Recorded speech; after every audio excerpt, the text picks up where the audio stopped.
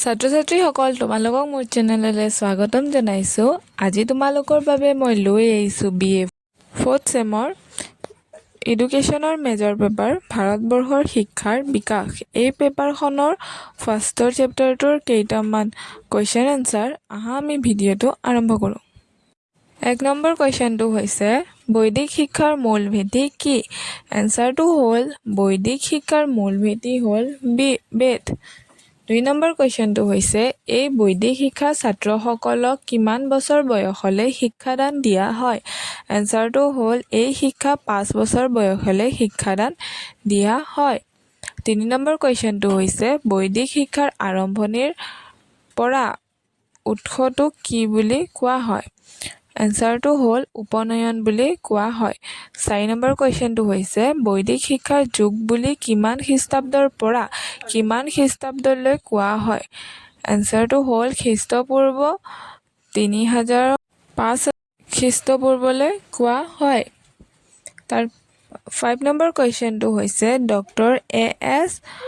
অলটুকাৰৰ বিখ্যাত গ্ৰন্থখনৰ নাম কি?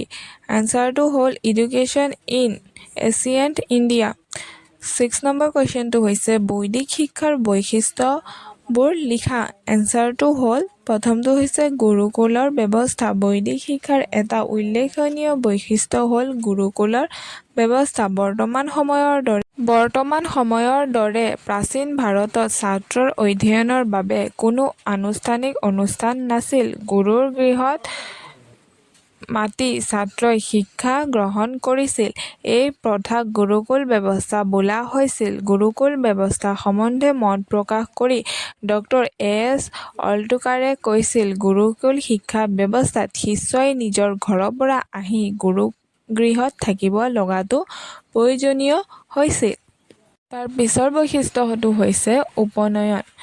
বৈদিক শিক্ষা ব্যৱস্থাত শিক্ষাৰ আৰম্ভণিৰ উৎসৰ পতা হৈছিল আৰু সেই উৎসকে উপনয়ন বোলা হৈছিল। সাধাৰণতে বৰ্ণভেদে 8 বছৰৰ পৰা 12 বছৰ বয়সৰ ভিতৰত এই উৎসৱ পতা হৈছিল। উপনয়ন শব্দৰ অৰ্থ হৈছে শিক্ষা লাভৰ বাবে গুৰুৰ ওচৰত বহা।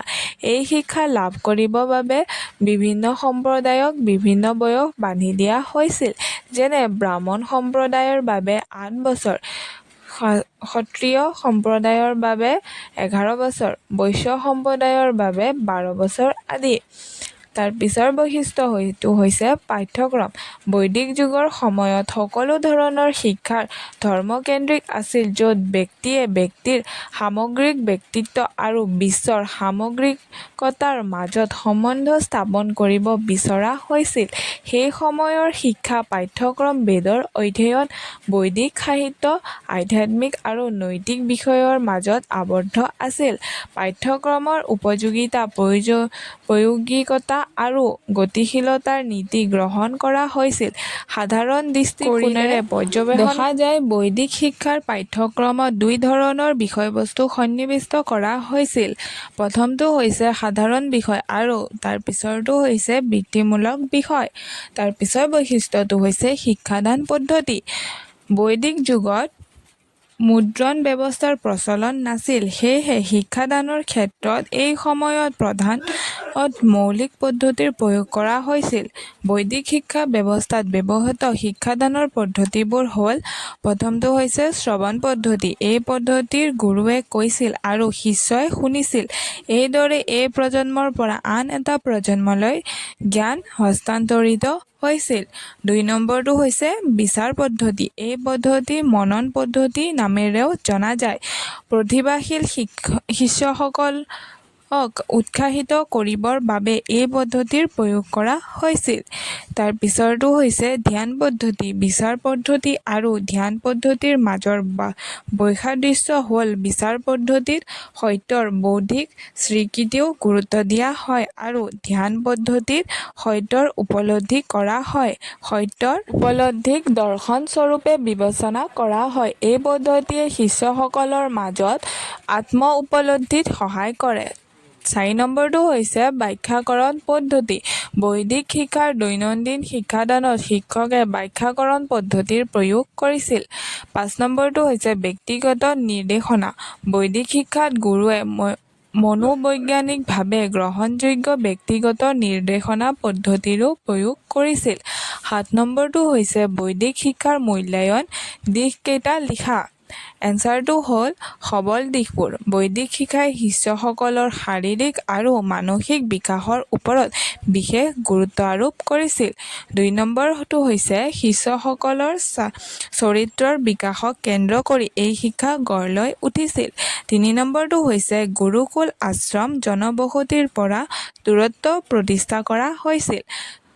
4 নম্বৰটো হৈছে কোনো ধৰণৰ বিভেদ নৰখাকৈ এই শিক্ষা প্ৰদান কৰা হৈছিল। 5 নম্বৰটো হৈছে বৈদিক শিক্ষা বিনামূলীয়া আছিল। ইয়াৰ কোনো ধৰণৰ মাচুল লোৱা নহৈছিল। তাৰ পিছৰটো হৈছে দুৰ্বল দিশ। বৈদিক শিক্ষাৰ মূলতঃ ধৰ্মৰ দ্বাৰা নিয়ন্ত্ৰিত আছিল। দৈনন্দিন দিনৰ সকলো কৰ্ম ধৰ্ম ভিত্তিতহে কৰা হৈছিল। 2 নম্বৰ পইণ্টটো হৈছে এই সময়ৰ শিক্ষাৰ দৰ্শনৰ প্ৰাধান্যতা অতি বেছি আছিল, কিয়নো শিক্ষাৰ লক্ষ্য আছিল আত্মাৰ মুক্তি লাভ কৰা।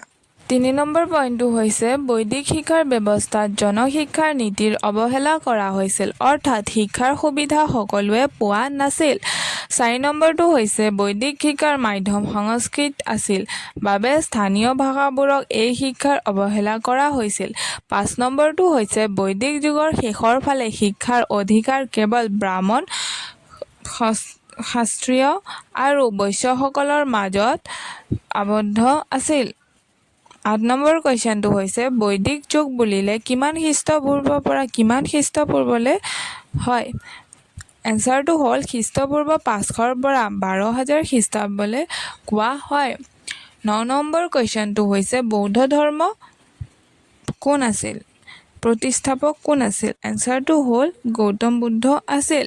10 নম্বৰ কুৱেশ্যনটো হৈছে ত্ৰিপিটক মানে কি? এনচাৰটো হ'ল ত্ৰিপিটক মানে হ'ল গৌতম বুদ্ধৰ মৃত্যুৰ 100 বছৰ পিছত তেওঁৰ সমৰ্থকসকলে বাণীবোৰ সংগ্ৰহ কৰি প্ৰকাশ কৰিছিল। ইয়াকে ত্ৰিপিটক বুলি কোৱা হয়। 11 নম্বৰ কুৱেশ্যনটো হৈছে বৌদ্ধ ধৰ্মৰ আৰম্ভণিত পতা উৎসৱটোক কি বুলি কোৱা হয়? এনচাৰটো হ'ল পৰ্বজ্য বুলি কোৱা হয় আৰু পৰ্বজ্য শব্দৰ অৰ্থ হ'ল বাহিৰ ওলোৱা। 12 নম্বৰ কুৱেশ্যনটো হৈছে বৌদ্ধ শিক্ষাৰ বৈশিষ্ট্যবোৰ লিখা। এনচাৰটো হ'ল প্ৰথমটো হৈছে অনুশাসন। বৌদ্ধ শিক্ষাৰ অনুশাসন ব্যৱস্থা অতি কঠোৰ বিধৰ আছিল। আত্ম-অনুশাসন লাভৰ বাবে শিক্ষাৰ্থীসকলৰ পাৰ্থিৱ বাসনাৰ পৰা আঁতৰত ৰখা হৈছিল। শিক্ষা আৰম্ভণি অনুষ্ঠান প্ৰজৈব সম্পাদন পিছত শিক্ষাৰ্থীসকলে নীতি-নিয়ম পালন কৰিব লাগিছিল। যেনে জীৱ হত্যা নকৰিবা, মিছা কথা নকবা, কাৰো পৰা কোনো ধৰণৰ উপহাৰ গ্ৰহণ নকৰিবা, ৰাগিয়াল বস্তু ব্যৱহাৰ নকৰিবা, খোৱা সময়মতে খাবা ইত্যাদি। বৌদ্ধ শিক্ষাত এই নীতি-নিয়মবোৰ দমনমূলকভাৱে পালন নকৰি আত্মজ্ঞানৰ মাধ্যমেৰে পালন কৰাৰ ওপৰত গুৰুত্ব দিছিল। 2 নম্বৰ বৈশিষ্ট্যটো হৈছে শিক্ষকৰ কৰ্তব্য। বৌদ্ধ শিক্ষা ব্যৱস্থাত শিক্ষকৰ স্থান অতি গুৰুত্বপূৰ্ণ আছিল। শুদ্ধ আৰু নিকা ভাৱমূৰ্তি ব্যক্তিয়ে শিক্ষক হিচাপে স্বীকৃতি লাভ কৰিছিল। বৌদ্ধ দৰ্শনৰ 4 আৰ্য সত্য সম্পৰ্কে তেওঁৰ গভীৰ জ্ঞান থাকিব লাগে আৰু শিক্ষাৰ্থীসকলৰ লগত গভীৰ সম্বন্ধ স্থাপন কৰিব লাগে। নিজৰ যুক্তি আৰু অভিজ্ঞতাৰ সহায়ত তেওঁলোকে শিক্ষকসকলক বিভিন্ন ধৰণৰ জ্ঞান প্ৰদান কৰিছিল। শিষ্যসকলৰ শৈক্ষিক আৰু ব্যক্তিগত ক্ৰিয়া আচৰণ নজৰ দিয়াটো শিক্ষকৰ কৰ্তব্য আছিল। তাৰ পিছৰ বৈশিষ্ট্যটো হৈছে বিত্তীয় শিক্ষা। বৌদ্ধিক শিক্ষা প্ৰধানতঃ ধৰ্মীয় ভাৱপূৰ্ণ আছিল যদিও বিত্তীয় শিক্ষাক সেই সময়ত অৱহেলা কৰা নাছিল। বিত্তীয় শিক্ষা বৌদ্ধ যুগৰ এক বিশেষ স্থান লাভ কৰিছিল। ভিক্ষুসকলেও চিলাই কৰা, হাতৰ কাম আদি শিকিছিল। ইয়াৰ উপৰিও কৃষিকৰ্ম আৰু পশুপালনৰ জ্ঞানো তেওঁলোকৰ মঠ বা বিহাৰত প্ৰদান কৰা হৈছিল। 4 নম্বৰ পইণ্টটো হৈছে শিক্ষাদানৰ মাধ্যম। বৌদ্ধ শিক্ষাৰ শিক্ষাদানৰ মাধ্যম আছিল পালি আৰু প্ৰাকৃতৰ দৰে সাধাৰণ ভাষাবোৰ। গৌতম বুদ্ধই নিজে বিভিন্ন স্থানত স্থানীয় ভাষাত শিক্ষাদান কৰিছিল। গতিকে ক'ব পাৰি যে বৌদ্ধ শিক্ষাত সংস্কৃত ভাষাৰ গুৰুত্ব অধিক পৰিমাণে নাছিল। 5 নম্বৰ পইণ্টটো হৈছে জনশিক্ষা। বৌদ্ধ শিক্ষা যদিও মূলতঃ মঠ বা বিহাৰৰ ভিক্ষুসকলক শিক্ষাদানৰ মাজত আবদ্ধ আছিল, তথাপিও সাধাৰণ জনসাধাৰণকো তেওঁলোকৰ জীৱনৰ বাবে প্ৰয়োজনীয় কিছুমান শিক্ষা বৌদ্ধ ভিক্ষুসকলে প্ৰদান কৰিছিল। ধৰ্মৰ শিক্ষা, বৌদ্ধ ধৰ্মৰ বাণী, ঘৰুৱা জীৱন যাপনৰ শিক্ষা আদি সাধাৰণ জনসাধাৰণৰ প্ৰদান কৰা হৈছিল। এই শিক্ষা মঠ বা বিহাৰৰ বাহিৰত মুকলি পথাৰত প্ৰদান কৰা হৈছিল। 13 নম্বৰ কুৱেশ্যনটো হৈছে বৌদ্ধ শিক্ষাৰ সবল দিশবোৰ আৰু দুৰ্বল দিশবোৰ লিখা। সবল দিশবোৰ: বৌদ্ধ শিক্ষা গণতান্ত্ৰিক প্ৰকৃতিৰ আছিল। শিক্ষকসকলৰ মনোভাৱ গণতান্ত্ৰিক আছিল। 2 নম্বৰ পইণ্টটো হৈছে বৌদ্ধ যুগত শিক্ষা প্ৰতিষ্ঠানিক আছিল। শিক্ষা বিদ্যালয় আৰু বিশ্ববিদ্যালয়ত প্ৰদান কৰা হৈছিল। 3 নম্বৰ পইণ্টটো হৈছে এই যুগত শিক্ষাৰ এক লক্ষ্য আছিল নৈতিক বিকাশ সাধন কৰা।